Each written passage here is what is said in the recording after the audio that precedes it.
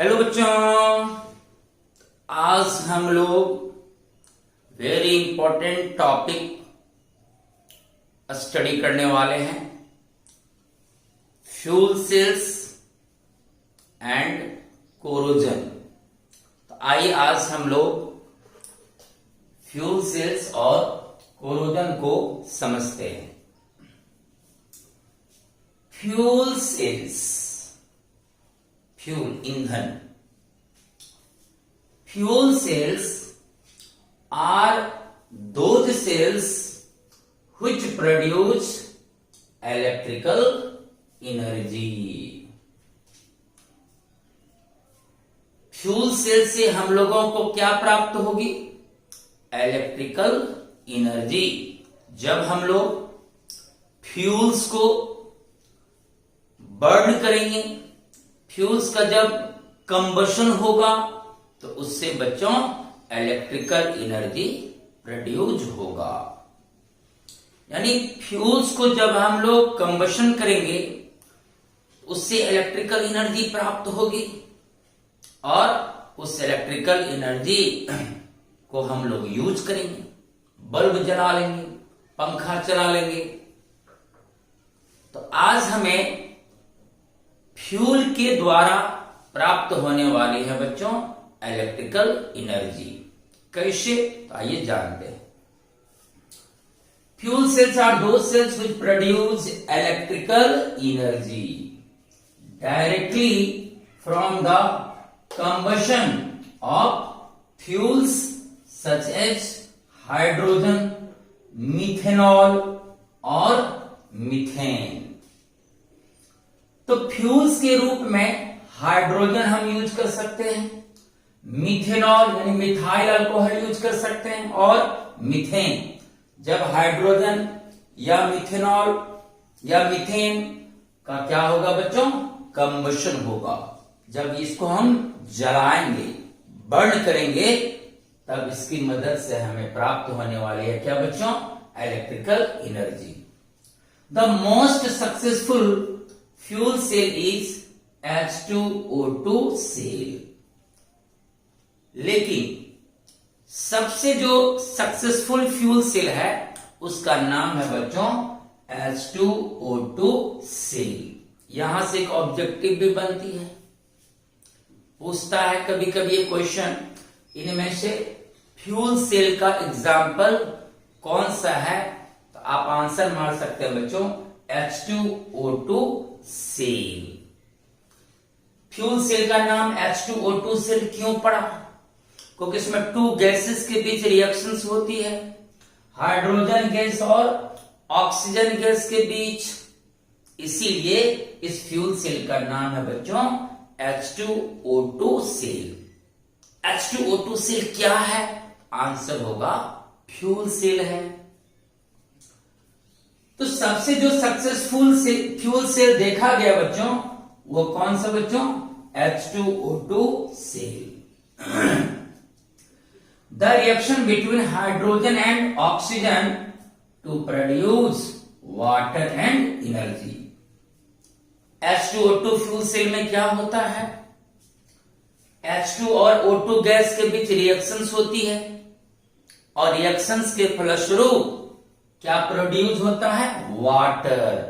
Water का यहां पर निर्माण होती है और वाटर के साथ साथ हमें प्राप्त होती है बच्चों इलेक्ट्रिकल एनर्जी की। ओवरऑल रिएक्शन बीइंग, अगर हम कंप्लीट रिएक्शन को रिप्रेजेंट करें तो H2O2 फ्यूल सेल में रिएक्शंस होती है हाइड्रोजन गैस और ऑक्सीजन गैस के बीच। तो प्रोड्यूस होता है बच्चों वाटर एंड एनर्जी, और यही एनर्जी हमें इलेक्ट्रिकल एनर्जी के रूप में प्राप्त होती है। तो ओवरऑल क्या हुआ? तो फ्यूल सेल में क्या होता है?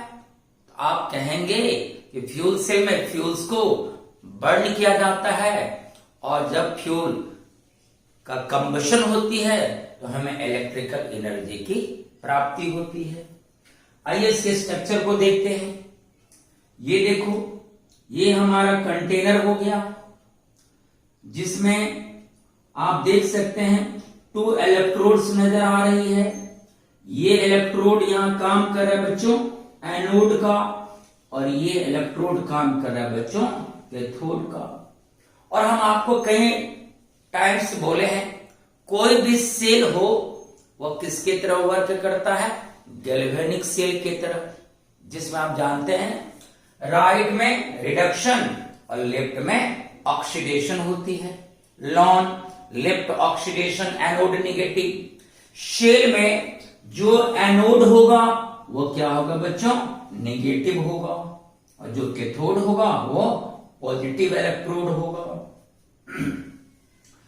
अब यहां पर जो ये 2 इलेक्ट्रोड्स है एनोड और कैथोड, ये क्या होता है बच्चों, पोरस कार्बन इलेक्ट्रोड होती है।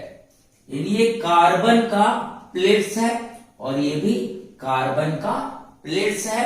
और इसमें क्या होता है बच्चों, पोर छिद्र होता है, छोटा छोटा छोटा छोटा छोटा छोटा क्या होता है, पोर होता है। पोर यानी छिद्र होता है। तो पोरस कार्बन इलेक्ट्रोड, ये दोनों जो इलेक्ट्रोड है हमारा बच्चों, ये कार्बन का होता है और इसमें छोटा छोटा क्या होता है बच्चों, छिद्र होती है, पोर होती है, जो कि यहां दिख भी रहा है आपको, छोटा छोटा पोर। और इसमें हम लोग फील्ड कर देते हैं किसको, कैटलिस्ट को। कैटलिस्ट यानी उत्प्रेरक, जैसे पैलेडियम या पैलेटिनम। ये जो पोरस कार्बन इलेक्ट्रोड है इसमें हम फील्ड करते हैं कैटलिस्ट को, जैसे पैलेडियम और पैलेटिनम। और इस कैटलिस्ट का काम है बच्चों, जो गैस हम बाहर से इसमें पास कराएंगे तो गैस के मूवमेंट को ये कैटलिस्ट क्या करेगा, अप करेगा, यानी उसकी स्पीड को, उसके मूवमेंट को क्या करेगा, बढ़ाएगा। इसलिए हम इस कार्बन इलेक्ट्रोड में यूज करते हैं कैटालिस्ट। और कैटलिस्ट क्या करेगा, जब यहां से H2 गैस जाएगा, यहां से O2 गैस आएगा, तो उसके मूवमेंट क्षमता को क्या करेगा, तेज करेगा, बढ़ाएगा। और एनोड और कैथोड के बीच यहां क्या यूज करते हैं, एक्वस इलेक्ट्रोलाइट, यानी इसमें वाटर यूज होता है और वाटर में हम लोग बच्चों इलेक्ट्रोलाइट के रूप में डिजोल्व कर देते हैं पोटेशियम हाइड्रोक्साइड या सोडियम हाइड्रोक्साइड। आप दो में से कोई भी इलेक्ट्रोलाइट को यूज कर सकते हैं। और जब हम सोडियम या पोटेशियम हाइड्रोक्साइड को डिजोल्व करेंगे वाटर में तो वो डिसोसिएट होगा सोडियम आयन और हाइड्रोक्साइड आयंस में, यानी इसमें हाइड्रोक्साइड आयंस भी होगा। अब क्या होगा, ऊपर में एक होल होता है, एक होल राइट साइड होती है, एक होल लेफ्ट साइड होती है। तो एनोड साइड से बाहर से इसमें पास किया जाता है बच्चों हाइड्रोजन गैस, और कैथोड साइड से बाहर से इसमें पास किया जाता है बच्चों ऑक्सीजन गैस। अब इमेजिन करो क्या होता होगा, H2 गैस यहां आया और कार्बन इलेक्ट्रोड में क्या है बच्चों, पोर। H2 गैस इस पोर से बाहर निकलेगा और पोर से निकलने के बाद कहां आ जाएगा बच्चों, इन 2 इलेक्ट्रोड्स के बीच में आ जाएगी। उसी तरह O2 गैस क्या होगा, इस कार्बन इलेक्ट्रोड में जो पोर है, छोटा छोटा छिद्र है, उससे वो गुजरेगा और वो भी कहां आ जाएगा बच्चों, बीच में आ जाएगी। इसलिए ये पोरस बनाया जाता है ताकि H2 गैस इस पोर से गुजरकर यहां पर आ सके। अब ओवरऑल देखें तो क्या हो रहा है, एट एनोड इस पर क्या हो रहा है, तो एनोड साइड से देखो कौन गैस जा रहा है, H2 गैस। तो एनोड पर क्या होगी, H2 गैस आएगा और यहां जो हाइड्रोक्साइड आयंस है बच्चों, सोडियम हाइड्रोक्साइड या पोटेशियम हाइड्रोक्साइड का जो हाइड्रोक्साइड आयंस है, उससे ये क्या करता है बच्चों, रिएक्ट करता है और H2 गैस और हाइड्रोक्साइड आयंस जो कि यहां जल में डिसॉल्व है, इनके बीच रिएक्शंस होती है, तो निर्माण होता है बच्चों किसका, H2O का। किसकी निर्माण हुई, H2O की, अब +4 इलेक्ट्रॉन। चूंकि हमने यहां 4 हाइड्रोक्साइड आयन यूज करा, तो 1 हाइड्रोक्साइड आयन पर 1 माइनस, तो 4 हाइड्रोक्साइड आयन है तो यहां 4 माइनस, तो 4 माइनस कैसे न्यूट्रलाइज होगा, तो सर जब 4 प्लस आएगा, और 4 प्लस कैसे आएगा, जब 4 इलेक्ट्रॉन का लॉस होगा। तो 4 निगेटिव आयन तभी न्यूट्रलाइज होगा जब ये 4 इलेक्ट्रॉन को क्या करेगा बच्चों, लॉस करेगा। तो चूंकि इधर 4 निगेटिव चार्ज था, इसलिए यहां 4 इलेक्ट्रॉन का लॉस हुआ, तो ये चारों निगेटिव चार्ज न्यूट्रलाइज हो गया, तो निर्माण कर लिया बच्चों किसका, H2O का। ये थी एनोड पर की रिएक्शन। आपको पता है फकरा NOx, एनोड पर क्या हुआ बच्चों, ऑक्सीडेशन हुई, लॉस ऑफ इलेक्ट्रॉन क्या कहलाता है, ऑक्सीडेशन। यहां इलेक्ट्रॉन का देख रहे हैं आप क्या हो रहा है, लॉस। अब आ जाओ कैथोड, देख रहे हैं आप कैथोड साइड से कौन सा गैस आ रहा है, O2 गैस। तो कैथोड पर क्या होगा, O2, और O2 क्या करेगा, जब O2 पोरस कैथोड से गुजरेगा, तो यहां जो वाटर है, वाटर के साथ क्या करेगा बच्चों, रिएक्ट कर लेगा, और O2 वाटर से रिएक्ट करके क्या देगा, 4 हाइड्रोक्साइड आयंस देगा। अब सवाल है यहां प्रोडक्ट साइड कुल कितना माइनस चार्ज है, बोलो, तो सर 4 गुना -1 -4 चार्ज है। इसका मतलब यहां 4 इलेक्ट्रॉन का क्या हुआ, गेन, तो 4 इलेक्ट्रॉन गेन हुआ, इसलिए यहां 4 क्या आया बच्चों, माइनस आया। इस तरह से एनोड पर की प्रक्रिया आप समझ गए। एनोड साइड से H2 गैस आया था, तो H2 गैस पोरस एनोड से गुजरा, और सॉल्यूशन में जो हाइड्रोक्साइड आयंस था उससे रिएक्ट किया और निर्माण कर लिया बच्चों किसका, वाटर का, और यहां 4 इलेक्ट्रॉन का लॉस हुआ, तो एनोड पर ऑक्सीडेशन प्रक्रिया कंप्लीट हुई। कैथोड पर क्या होगा, तो कैथोड साइड से O2 गैस आ रहा है, वह पोरस एनोड से गुजरा और सॉल्यूशन में आया, और सॉल्यूशन में वाटर से वह O2 गैस रिएक्ट किया, तो निर्माण किया बच्चों हाइड्रोक्साइड आयंस का, और यहां 4 इलेक्ट्रॉन का क्या हुआ बच्चों, गेन हुआ। अब इन दोनों रिएक्शंस को अगर हम ऐड कर दें तो हमें ओवरऑल रिएक्शन मिल जाएगी, अर्थात रिडॉक्स रिएक्शन मिल जाएगी। अब देखो यहां क्या हो रहा है, 4OH माइनस रिएक्टेंट साइड और 4OH माइनस प्रोडक्ट साइड, ये क्या हो जाएगा बच्चों, कैंसल। हाइड्रोक्साइड आयन क्या हो गया, कैंसल। अब इलेक्ट्रॉन देखो बच्चों, यहां देखो product side 4 electron, reactant side भी 4 इलेक्ट्रॉन, तो इलेक्ट्रॉन इलेक्ट्रॉन क्या हो गया, कैंसल। अब हमारा जो रेस्ट बचा उसको हम देख लेते हैं। अब हमारा रिएक्टेंट साइड दोनों रिएक्शंस का क्या बचा, तो sir 2H2 plus O2 plus 2H2O plus क्या बचा, जल भी यहां देखो, जल की देखो यहां ध्यान से देखना, 2H2 प्लस O2, ठीक। अब देखो यहां प्रोडक्ट साइड कितना वाटर है, 4 मॉलिक्यूल्स, यहां रिएक्टेंट साइड कितना वाटर है, 2 मॉलिक्यूल्स। यहां 2 मॉलिक्यूल जल उधर चला जाएगा, तो 4H2O में 2H2O क्या हो जाएगा बच्चों, माइनस हो जाएगा, तो प्रोडक्ट साइड हमारा बच जाएगा कितना, 2H2O। ये रिएक्शन समझ में आई, फिर से सुनिए, 4 इलेक्ट्रॉन कैंसल, 4OH कैंसल। अब हमारा इधर क्या बचा बच्चों, रिएक्टेंट साइड बचा 2H2 plus O2।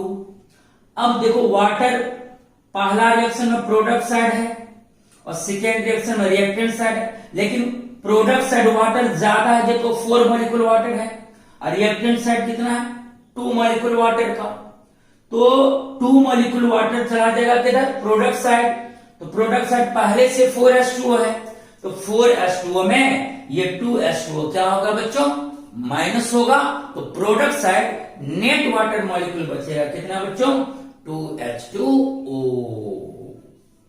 Overall reactions में क्या हुआ, तो H2O2 आपस में रिएक्ट किया, तो निर्माण हुआ किसका बच्चों, जल का। देखो एक तरफ से H2 आया, एक तरफ से O2 आया, अब उनके बीच रिएक्शंस हुआ, तो निर्माण हुआ किसका, वाटर का। तो देखो जब वाटर, दोनों के रिएक्शन से वाटर यहां फॉर्म होती है, वही वाटर इस होल से क्या करता है बच्चों, बाहर निकलता है। और जब वाटर यहां प्रोड्यूस होता है, तो उसी के द्वारा हमें इलेक्ट्रिकल एनर्जी की प्राप्ति होती है। यही हुआ हमारा फ्यूल सेल्स। कितना मस्त है। क्या होता है फ्यूल सेल, इसमें फ्यूल्स का कंबशन होता है, तो हम लोगों को इलेक्ट्रिकल एनर्जी की प्राप्ति होती है। लेकिन सबसे सक्सेसफुल फ्यूल सेल कौन है बच्चों, H2O2 सेल।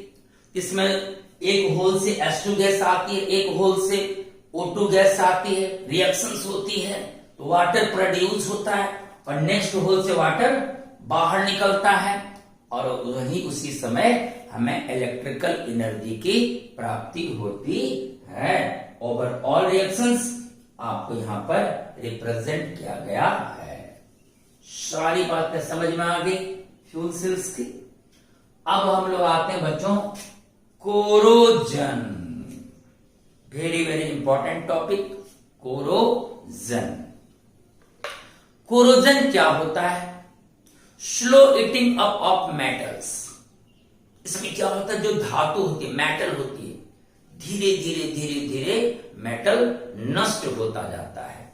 जैसे याद करिए लकड़ी यानी ऊड में एक कीड़ा लगता है, धीरे धीरे आप देखते होंगे वो कीड़ा क्या करता है, लकड़ी को खा जाता है, जिससे लकड़ी में क्या बन जाता है, होल। यहां क्या हुआ, कीड़ा ने लकड़ी को धीरे धीरे क्या किया, खाता गया, स्लो ईटिंग अप। धीरे धीरे वो जो कीड़ा था, इंसेक्ट्स था, उसने लकड़ी में क्या बना दी, होल बना दी, तो उतना दूर का लकड़ी क्या हो गया, नष्ट हो गया। वही बात है कोरोजन में, मेटल्स के सरफेस पर कुछ ऐसी कंपाउंड्स का निर्माण हो जाता है जो मेटल को धीरे धीरे क्या करता जाता है बच्चों, नष्ट करते जाता है। तो मेटल के सतह पर जो कंपाउंड्स फॉर्म होती है वो ऑक्साइड्स कंपाउंड हो सकती है, सल्फाइड्स कंपाउंड हो सकती है, कार्बोनेट कंपाउंड्स हो सकती है, और वह कंपाउंड क्या करता है, मेटल को धीरे धीरे क्या करता है, ईटिंग करते जाता है, मतलब उसको धीरे धीरे नष्ट करते जाता है। वही टर्म कहलाता है बच्चों कोरोजन।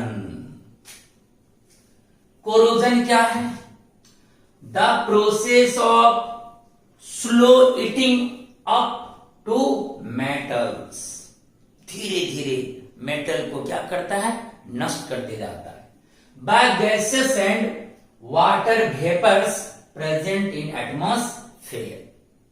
हमारा जो एटमॉस्फेयर है इसमें गैसेस है और मॉइस्चर है, वाटर वेपर्स है।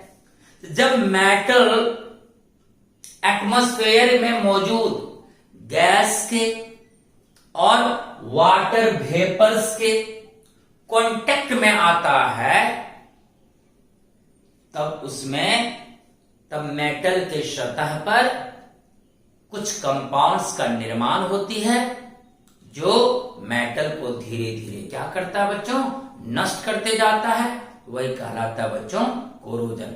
तो कोरोजन का रीजन क्या हुआ कि अगर मेटल एटमॉस्फेयर में मौजूद गैस के कांटेक्ट में आ गया और वाटर वेपर यानी मॉइस्चर के कांटेक्ट में आ गया, तब आपका जो मेटल है वो कोरोजन से सफर कर जाएगा।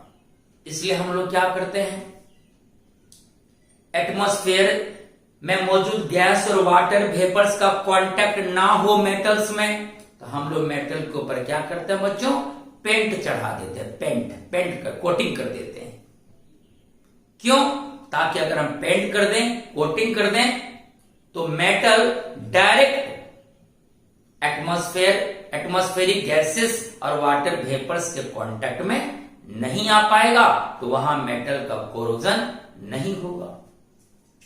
The process of slow heating up to metals by gases and water vapours present in atmosphere due to the formation of certain compounds. जब मेटल एटमॉस्फेरिक गैसेस और वाटर वेपर्स के संपर्क में आता है, तो मेटल के सरफेस पर कुछ कंपाउंड्स का निर्माण होता है, जैसे oxides compound, sulphides compound, carbonates compound etcetera etcetera. It is called corrosion. यही हमारा कहलाता है बच्चों कोरोजन। इतनी बात समझ में आई? तो कोरोजन एटमॉस्फेयर की जो गैसेस और वाटर वेपर्स है, अगर उसके संपर्क में मेटल आ गया, तो मेटल के सरफेस पर ऑक्साइड्स या सल्फाइड या कार्बोनेट्स कंपाउंड का निर्माण होता है। वही कंपाउंड्स का जो निर्माण होता है, फॉर्मेशन होता है बच्चों मेटल पर, वही कहलाता है क्या बच्चों? Corrosion. Corrosion of iron is known as rusting. लेकिन हम लोगों को मेन पढ़ना बच्चों किसका कोरोजन? आयरन मेटल का कोरोजन। और जब आयरन में कोरोजन होता है, तो वह कहलाता है रस्टिंग। क्या कहलाता है? रस्टिंग। आयरन में कोरोजन होगा तो वह टर्म हुआ रस्टिंग। और chemically rust is hydrated ferric oxide.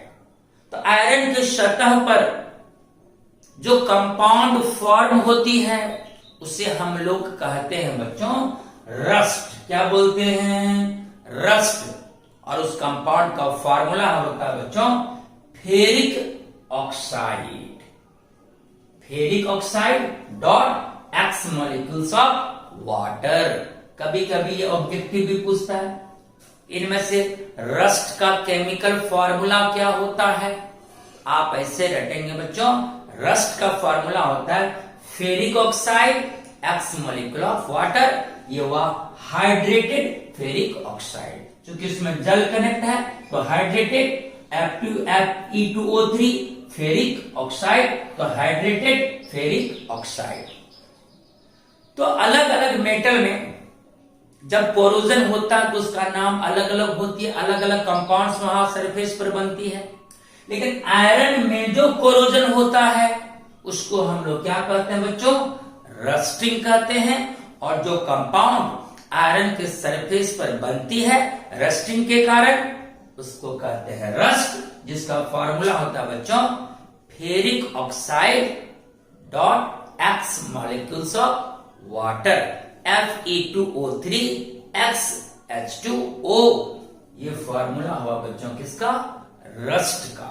याद रखेंगे, अगर ऑब्जेक्टिव में पूछा जाए रस्ट का केमिकल फॉर्मूला क्या होता है, आप टिक मार सकते हैं Fe2O3 डॉट XH2O, जहां X हुआ वाटर मॉलिक्यूल्स का नंबर। लेकिन मेन बात यहां यह जानना है, तो आखिर आयरन में जंग कैसे लगता है? आयरन में कैसे रस्ट का फॉर्मेशन होता है, जिससे आयरन धीरे धीरे कमजोर होता जाता है, धीरे धीरे नष्ट होता जाता है। आइए इस कॉन्सेप्ट को हम लोग अच्छी तरह से समझते हैं। देखिए जरा सा, ये हमारा आयरन का रॉड है, समझ लो।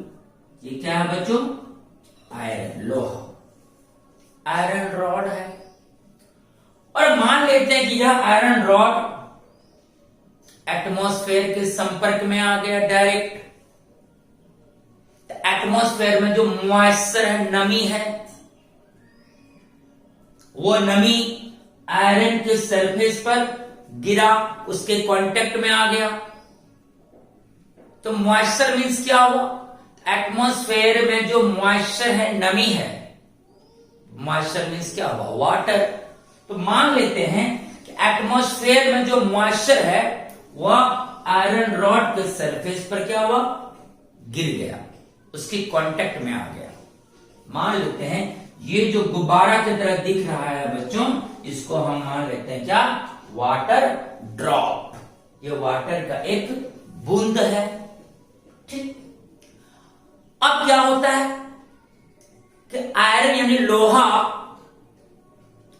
एटमॉस्फेयर में मौजूद मॉइस्चर के संपर्क में आ गया, एटमॉस्फेयर में मौजूद वाटर ड्रॉप के कांटेक्ट में आ गया, जैसे कि मैंने यहां दिखाया है, जो वाटर ड्रॉप है। और एटमॉस्फेयर में जो वाटर होता है बच्चों, उसमें O2 और CO2 गैस क्या होता है बच्चों, डिसॉल्व रहती है। तो एटमॉस्फेयर में जो मॉइस्चर है, नमी है, जल का कण है, उस वाटर में डिसॉल्व रहता है कौन सा गैस, ऑक्सीजन गैस और carbon dioxide gas, dissolve in water. इस वाटर ड्रॉप में दो गैस डिसॉल्व है, ठीक। एटमॉस्फेयर में जो वाटर है उसमें 2 गैसेस घुला हुआ है, डिसॉल्व है। कौन कौन, आप यहां देख रहे हैं फिगर में बच्चों, आयरन पर जो वाटर ड्रॉप गिरा एटमॉस्फेयर का, तो आयरन तो डायरेक्ट मॉइस्चर के कांटेक्ट में आ गया। अब इस वाटर ड्रॉप में कौन कौन गैस डिसॉल्व है, बोलो। तो सर O2 गैस डिसॉल्व है और CO2 गैस डिसॉल्व है, ठीक। इतना तो माइंड में आपका आ गया, वाटर ड्रॉप में O2 और CO2 गैस डिसॉल्व है। अब यहां क्या होगा, रिएक्शंस होगी। अब क्या होता है, आयरन जो है जैसे ही एटमॉस्फेरिक मॉइस्चर के कांटेक्ट में आता है, तो आयरन का जो एटम है, आयरन एटम, वह इलेक्ट्रॉन को क्या करता है बच्चों, लूज करने लगता है। देखो मान लो यहां का आयरन इलेक्ट्रॉन को क्या किया, 2 इलेक्ट्रॉन को लूज किया। जैसे ही आयरन 2 इलेक्ट्रॉन को लूज करेगा तो यह आयरन बदल जाएगा किसमें बच्चों, Fe2+ में। यहां का जो आयरन है वह यहां से निकलकर कहां चला गया, वाटर ड्रॉप में आ गया। उसी तरह फिर मान लो यहां का जो आयरन एटम है वह 2 इलेक्ट्रॉन को क्या किया, देखो लूज किया, और लूज करने के बाद आयरन बदल गया किसमें बच्चों, Fe2+ में। इस तरह से आयरन इलेक्ट्रॉन्स को लूज करता है और वह आयरन आयन चला जाता है कहां, वाटर ड्रॉप में, जो कि आयरन के सतह पर मौजूद है वाटर ड्रॉप। उस वाटर ड्रॉप में आयरन आयन के रूप में आ जाता है इलेक्ट्रॉन को लॉस करने के बाद। तो यहां पर आयरन का क्या हुआ, सर इलेक्ट्रॉन को लूज किया तो ऑक्सीडेशन हुआ। और ऑक्सीडेशन कहां होता है बच्चों, एनोड पर। यानी आयरन का जो ये हिस्सा है जहां पर इलेक्ट्रॉन का लॉस हुआ, तो जिस जगह में आयरन का जिस स्पॉट पर इलेक्ट्रॉन का लॉस हुआ, वह स्पॉट आयरन का, वह भाग आयरन का एनोड का काम करेगा। यानी जहां पर या जिस स्पॉट पर आयरन के जिस जगह में इलेक्ट्रॉन का लॉस हुआ, वह जगह, वह स्पॉट काम करेगा बच्चों एनोड का। आपने देखा कि एनोड पर क्या हुआ, तो आयरन इलेक्ट्रॉन को लूज किया और वह कन्वर्ट हो गया बच्चों Fe2+ में, अर्थात फेरस आयन में। और वह फेरस आयन कहां चला गया, वाटर ड्रॉप में। यहां तक समझ गए, एनोड पर का रिएक्शन आप समझ गए। अब हमें समझाना है कौन पर का रिएक्शन बच्चों, कैथोड पर का। तो माइंड में भी रखना है कि वाटर ड्रॉप में 2 गैस डिसॉल्व है, ध्यान रखना है, O2 और CO2 गैस। उसी की मदद से हम लोग कैथोड रिएक्शंस को डील करने वाले हैं। आपने अभी एक रिएक्शन देखा है, एनोड रिएक्शन, जहां ऑक्सीडेशन हुआ आयरन का, और आयरन यहां कन्वर्ट हो चुका है किसमें, फेरस आयन में, और वो फेरस आयन कहां आ गया बच्चों, वाटर ड्रॉप में। यहां तक आप समझ गए। चलिए इसका स्क्रीनशॉट लीजिए, फिर मैं कैथोड रिएक्शन को डील करूंगा।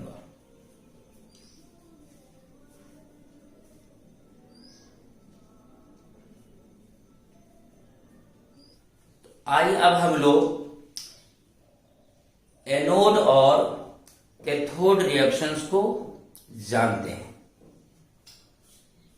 एनोड पर क्या होता है बच्चों, ऑक्सीडेशन, और अभी अभी आपने इनको देखा था, यहां क्या हुआ, जो आयरन एटम है आयरन रॉड का, वह इलेक्ट्रॉन को क्या करा, लूज करा, ऑक्सीडाइज हुआ आयरन एटम और कन्वर्ट हो गया बच्चों फेरस आयन में, और फेरस आयन आकर डिसॉल्व हो गया किसमें, वाटर ड्रॉप में। ये हो गया एक्वस फेरस आयन, क्योंकि तो डिसॉल्व हो गया वाटर में। देखिए आयरन जो कि यहां सॉलिड है, अब आयरन क्या करा, 2 इलेक्ट्रॉन को लूज किया और आयरन कन्वर्ट हो गया किसमें बच्चों, फेरस आयन में, which dissolves in water, aqueous ferrous ion. ये फुल्ली क्लियर है आपका, कैसे हुआ ये रिएक्शन। आयरन एटम जो आयरन रॉड का है, वह इलेक्ट्रॉन को लूज किया और कन्वर्ट हो गया फेरस आयन में, और वह फेरस आयन जो वाटर ड्रॉप आयरन के सरफेस पर है, जो मॉइस्चर सरफेस पर है, उसमें क्या हो गया बच्चों, डिसॉल्व हो गया। यहां इलेक्ट्रॉन का लॉस हुआ, तो एनोड पर क्या हुआ बच्चों, ऑक्सीडेशन। अगर हम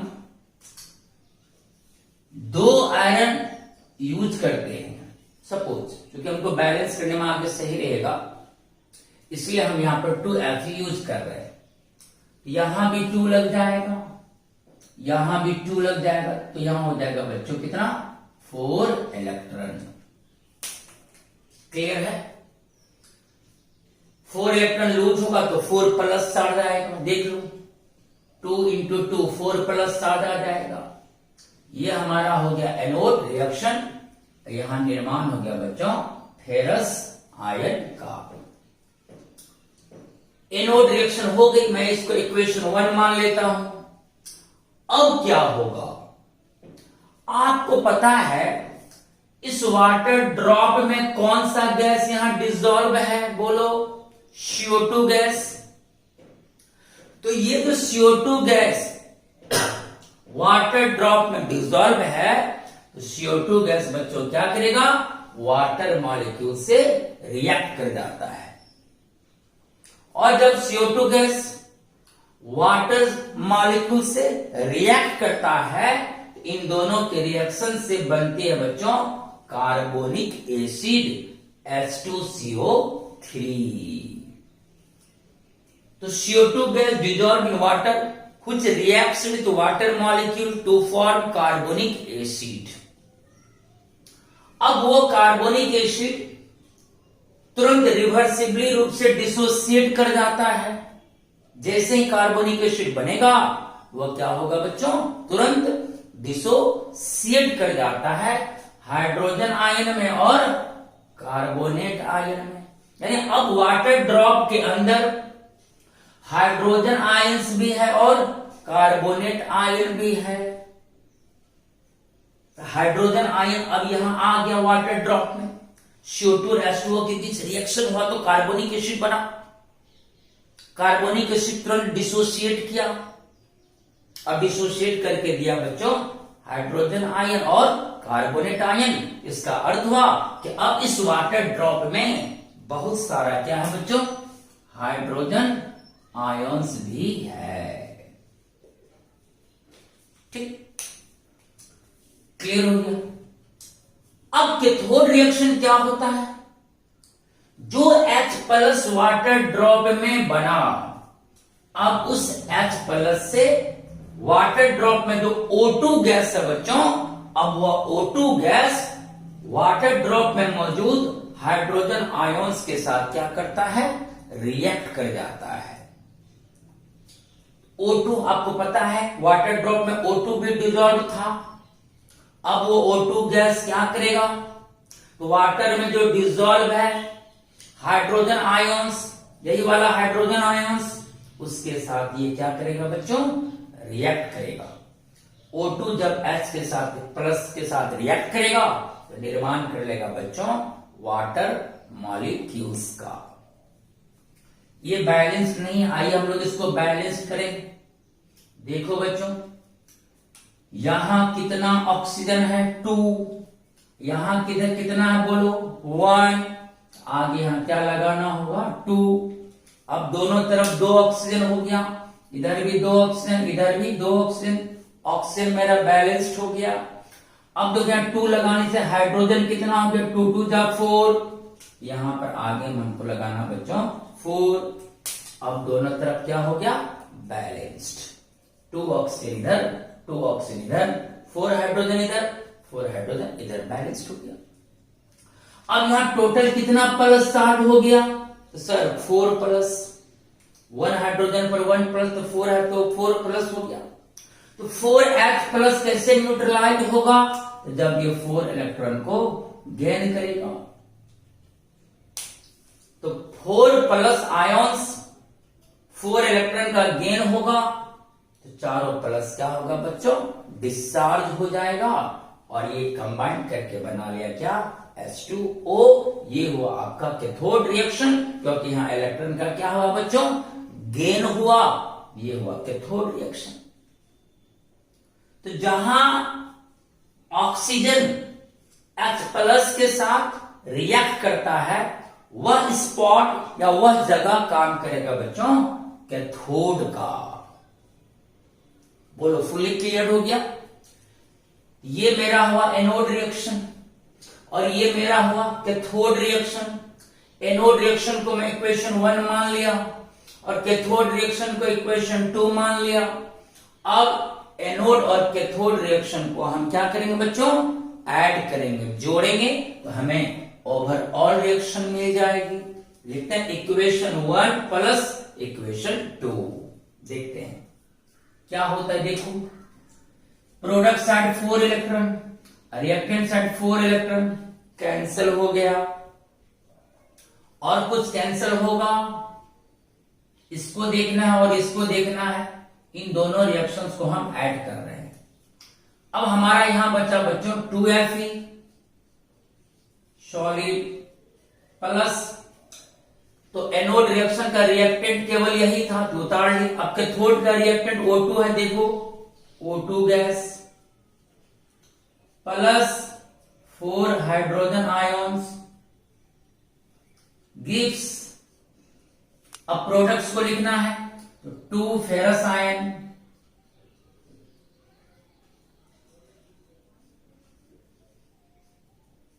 प्लस 2 फेरस। अब इसका प्रोडक्ट देखो 2H2O,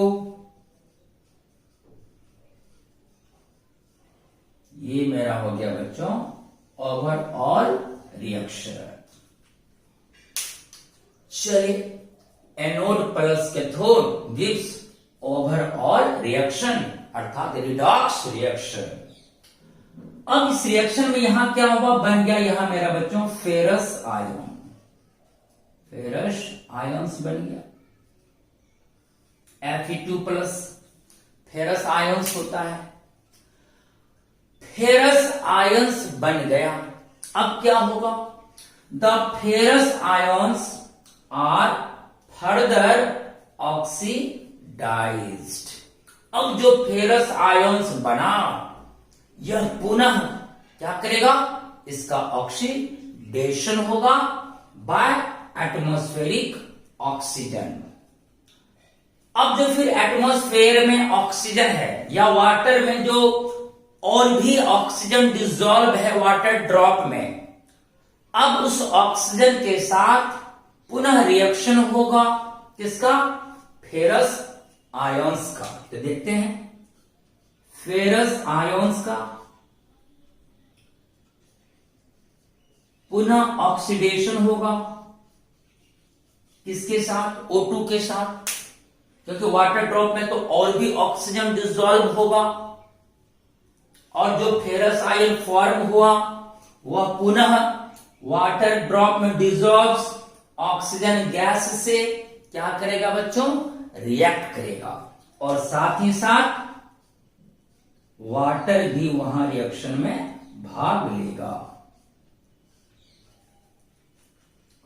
और जब फेरस आयंस का ऑक्सीडेशन होगा, O2 के साथ रिएक्ट होगा विथ वाटर, लिक्विड्स भी वहां, वाटर लिक्विड भी वहां रिएक्शन में टेक्स पार्ट करेगा, तब बच्चों यहां फेरस बदल जाएगा किसमें? फेरिक आयंस में। देखो the ferrous ions are further oxidised by atmospheric oxygen to ferric ions. अब ये फेरस कन्वर्ट होगा फेरिक आयंस में, यहां बनेगा बच्चों Fe2O3। ये हो गया फेरिक ऑक्साइड।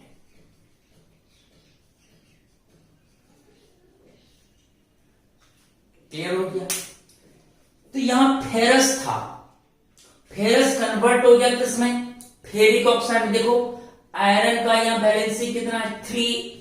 यहां जो आयरन है बच्चों उसका चार्ज है Fe3+। इस ऑक्साइड में आयरन का चार्ज है कितना? 3+, इन ऑक्सीडेशन नंबर है 3+, यहां है 2+, यानी फेरस कन्वर्ट हो गया किसमें? फेरिक में। तो फेरिक ऑक्साइड के रूप में यहां निर्माण होगा। अब हमें बैलेंस करना होगा, इधर 2 आयरन है, इधर 1 है, तो यहां आगे 2 लगा देता हूं। अब दोनों तरफ क्या हुआ? Fe का नंबर इक्वल हो गया। अब ऑक्सीजन, अब यहां क्या करना बच्चों? जल हमको यहां 2 यूज करना है, और अगर हम जल का 2 मॉलिक्यूल्स यूज करेंगे तो ऑक्सीजन मेरा हो जाएगा इधर 2 ऑक्सीजन प्लस 2 ऑक्सीजन 4, जबकि इधर मेरा कितना है बच्चों? 3। तो मैं यहां पर कर देता हूं बच्चों हाफ O2। हाफ O2 देखो 2 कट जाएगा, 1 ऑक्सीजन बचेगा, तो 2 ऑक्सीजन प्लस 1 ऑक्सीजन बराबर 3 ऑक्सीजन। इधर भी देखो 3 ऑक्सीजन हो गया। अब क्या होगा? तो सर अब यहां होगा सर 2 2 जा 4, 4 हाइड्रोजन है, यहां बन जाएगा 4H+। देख लो रिएक्शन ठीक से। Ferrous ion treated with atmospheric oxygen and water molecules gives ferric oxide. Balancing सही है, 2Fe 2Fe। ऑक्सीजन इधर 2 2 कट गया, 1 ऑक्सीजन और 2 ऑक्सीजन 3 ऑक्सीजन, इधर भी 3 ऑक्सीजन। हाइड्रोजन 2 2 जा 4, यहां भी 4 हाइड्रोजन आयंस। चलिए रिएक्शन मेरा बैलेंस्ड हो गया। अब जो ये फेरिक ऑक्साइड फॉर्म हुआ, अब यह फेरिक ऑक्साइड बच्चों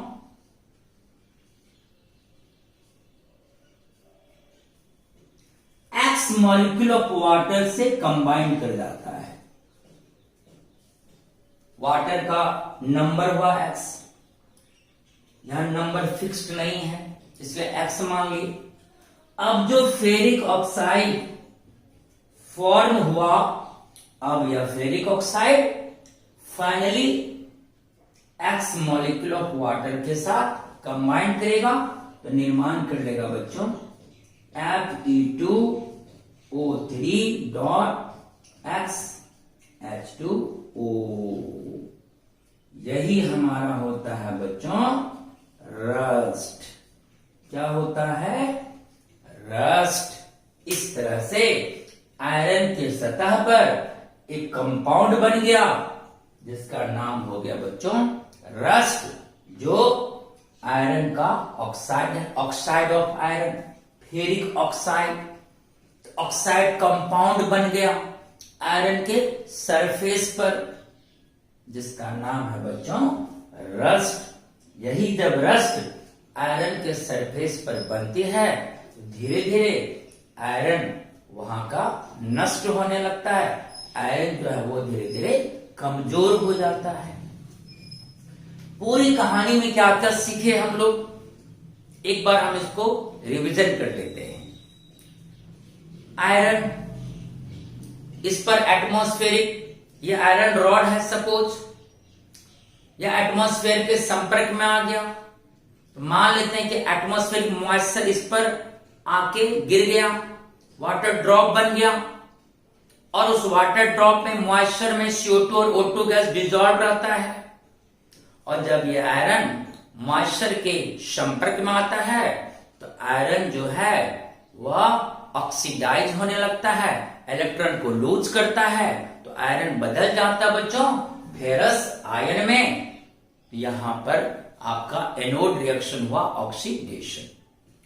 उसके बाद जो वाटर ड्रॉप में मॉइस्चर में CO2 गैस डिजॉल्व था, तो वह CO2 क्या करता, वाटर मॉलिक्यूल के साथ रिएक्ट करता है, कन्वर्ट हो जाता है, कार्बोनिक एसिड बना लेता है, और कार्बोनिक एसिड डिसोशिएट करके टूट जाता है H+ आयन में और कार्बोनेट आयन में। अब वाटर ड्रॉप में हाइड्रोजन आयन भी है, तब कैथोड रिएक्शन होता है, और इसमें जो O2 गैस डिजॉल्व है वह O2 कार्बोनिक एसिड का जो H आयन है उसके साथ रिएक्ट करता है, तो वाटर मॉलिक्यूल्स का निर्माण कर लेता है। और जब दोनों रिएक्शंस को ऐड करते हैं, यहां फेरस कन्वर्ट हुआ किसमें बच्चों, आयरन कन्वर्ट हुआ फेरस आयोन्स में। अब यह फेरस आयोन्स पुनः एटमॉस्फेरिक ऑक्सीजन के साथ रिएक्ट करता है। देखो, एटमॉस्फेरिक ऑक्सीजन के साथ रिएक्ट किया विथ वाटर, ये कन्वर्ट हो गया बच्चों फेरिक ऑक्साइड में, और ferric oxide X water molecule से कंबाइन कर लेता है, तो निर्माण कर लेता बच्चों ऑक्साइड्स कंपाउंड का, जिसका नाम है रस्ट, Fe2O3XH2O। ये थी कहानी कोरोजन की। This is very very important. तो इस तरह से फ्यूल सेल्स और कोरोजन आज हो गई एंडिंग। ये चैप्टर आज हो गया बच्चों समाप्त। अब हम लोग अगली वीडियो में नेक्स्ट चैप्टर स्टडी करेंगे, केमिकल काइनेटिक्स। तब तक आप स्क्रीनशॉट लीजिए, जस्ट आते।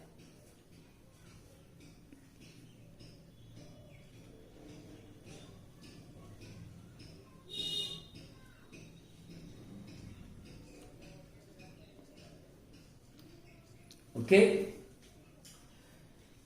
तो ठीक है, फिर न्यू चैप्टर के साथ, न्यू जोश के साथ नेक्स्ट वीडियो में मिलते हैं बच्चों। तब तक के लिए टेक केयर एंड बाय।